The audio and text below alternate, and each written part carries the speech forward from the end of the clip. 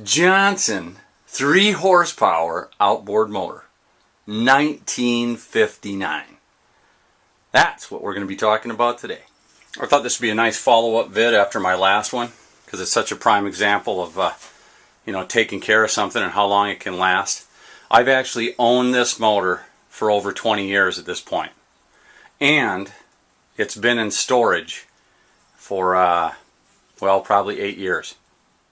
When I bought this motor, I bought it as a lightweight canoe motor. It has been used to backpack in with groups to remote rivers and lakes, but primarily I've used it to get through motor access lakes of the BWCA. This would help shave off 1 or 2 days of paddling to help us get farther north or farther into the bush quicker. When I would get to the end of the motor access lakes, I would simply stash it in the woods and put a tarp over it, and then on the way back I would retrieve it for the trip home, and this really would save us a lot of time. About 8 years ago I put this into long-term storage. My family was really changing. I had too many young kids to be taking trips like that, and I had to change the way I did things because of my family. So this kind of went on hold. I put this into storage, treated it the same way since I've owned it that I showed you in the last vid. Every season I would pickle it with stable, fog the cylinders, fog the carburetor, and treat the gas. But before this long storage, for knowing that I'm going to put it away for a long period of time, I drained all the gas out of it completely, running it out, and then I fogged the cylinders, fogged the carb, and even poured pure stable into it and then pulled it through at the starter.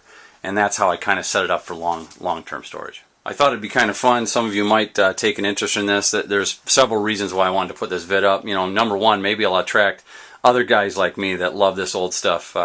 You just cannot compare the motors they're making today to motors like this. I mean, this has most likely outlived the original owner. And this motor will most likely outlive the rest of my lifespan as well. The motors they make today are disposable motors, comparatively. They just will not last this long. These were built right. Some of you might enjoy the startup of this or the revival of this thing, and I thought I'd take you along. First thing I do after storing it long term like that is I want to visually inspect it, make sure there's no real big problems that I can see with my eyes. Want to make sure some mouse isn't making a nest in there. I did have to clean it up. I used electric cleaner and brake cleaner for that. The grease gets old and almost turns to a glue, so I wanted to clean it up, make it nice again as best I could. There's only a few things that I've replaced on this since I've owned it in 20 years. One of them being the coils. Coils, just go bad after a while. They crack. So I replaced those, and I haven't replaced the pump or the impeller on it. So I know it's fairly new, but I picked one up just in case to have a spare around. I did decide after inspecting the spark plug wires that these are the original 1959 spark plug wires. I can tell they're starting, even the plastic's starting to go bad. So I went up and picked up some copper core spark plug wire, 7mm, and some new spark plug wires. I just thought I'd at least replace those. I'll just take one off at a time, roughly measure it out, and give myself another inch. Cut that off.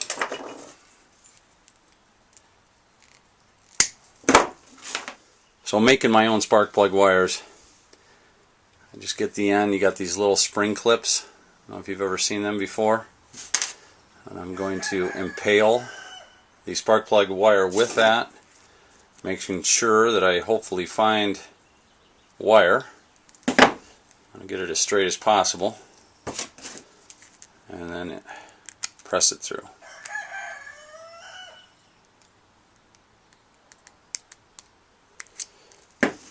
That looks just about exactly in the middle.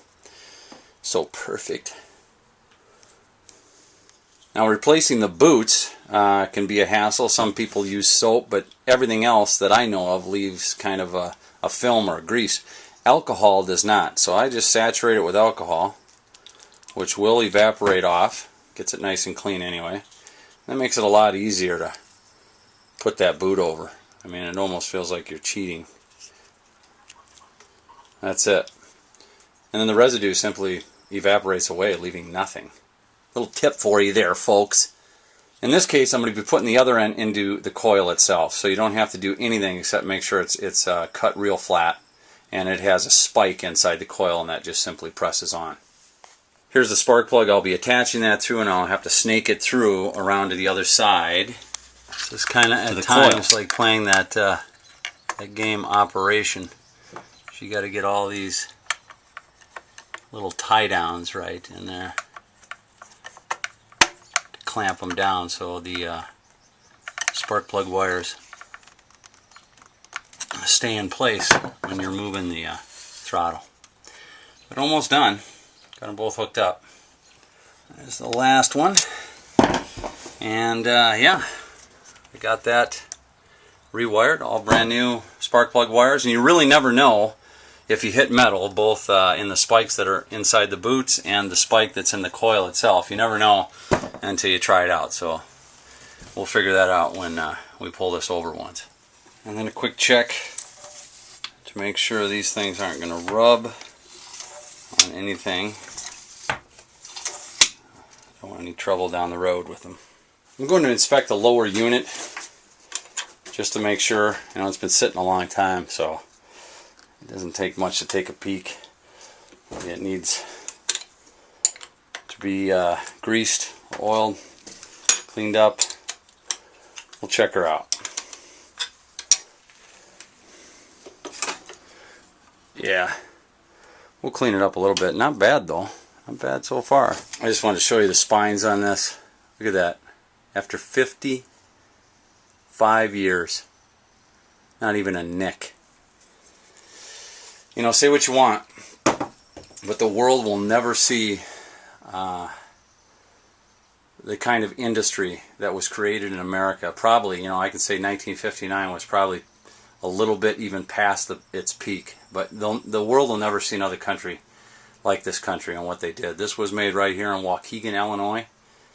And this is the kind of stuff that America was known for all over the world. We're still known for our accuracy and our machining, but we just don't make anything anymore, you know. I think we're down to 7%, less than 7% manufacturing in the United States. And we're way past our peak of industrial might and what we used to put out.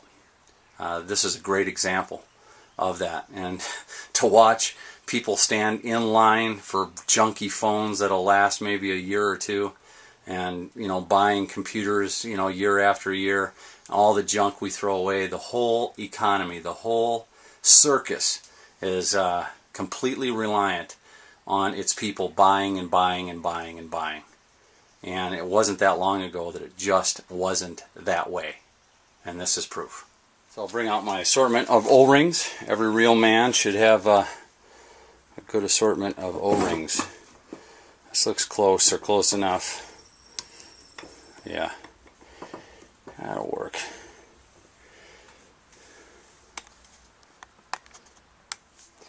Put some marine grease on there. There's a little pump run right here, a little tube you got to line up. Just kind of move it around and hope things fall into place for you. Like that.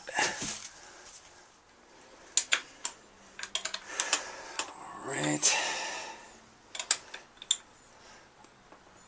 Snug these up pretty good. Alright. Got some fresh gas.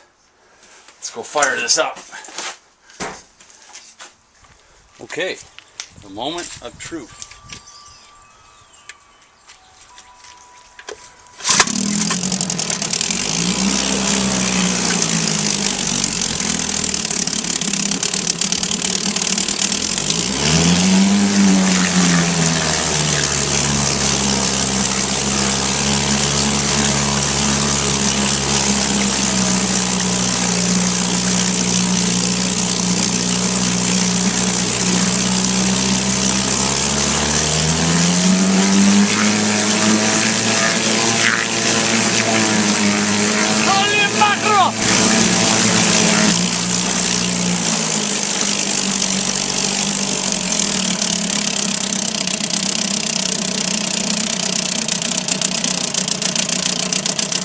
Look at that, after 55 years idling. That's what I call success.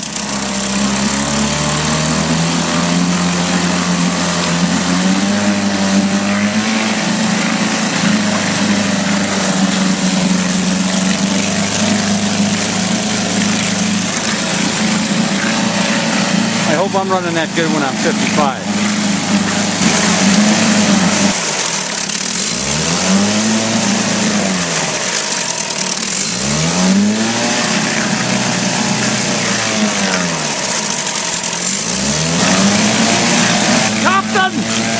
The engines are about to explode!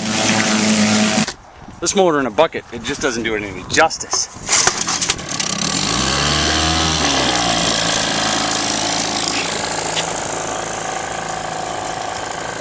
Avasti! Have you seen a white whale? That's nice.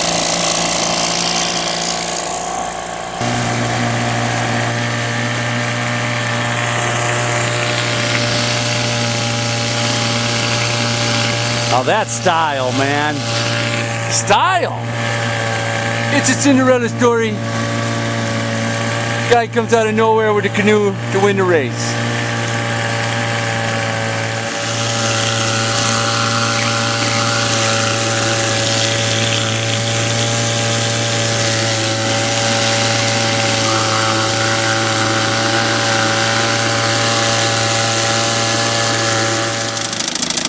Man, the idle on this thing is awesome too.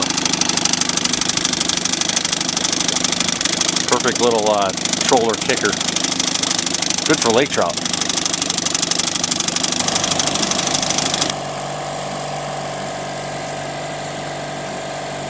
Oh geez, Lib's Lake.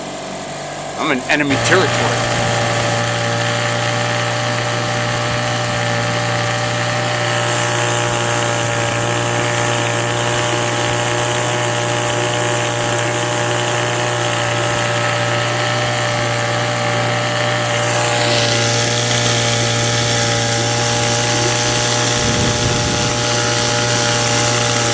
Smooth, real smooth.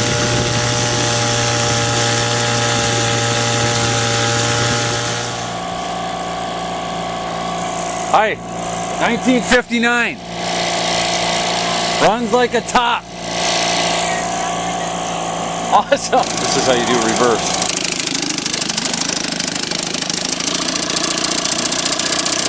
Turn the motor around. Simpler in the old days.